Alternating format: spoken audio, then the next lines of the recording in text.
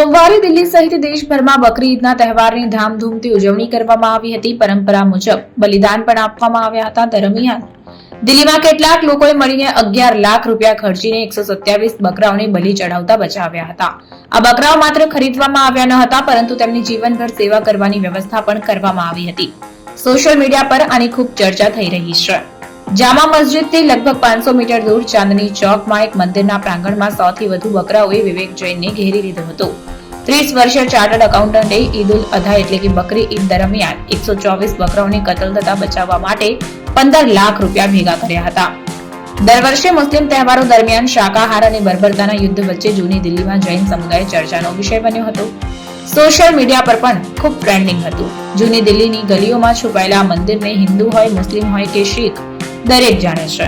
આ બકરાઓને બચાવવા લાખો રૂપિયાનો ખર્ચ કર્યો હતો। બકરાને જોવા લોકોને આંગણામાં લઈ જઈને કહ્યું કે અમને પોતાના પર ખૂબ ગર્વ છે। આ બધું શક્ય બન્યું છે કારણ કે અમને સમગ્ર દેશમાં અમારા સમુદાય તરફથી ઘણો ટેકો મળ્યો છે। આપણો ધર્મ આપણને જ આ જ શીખવે છે।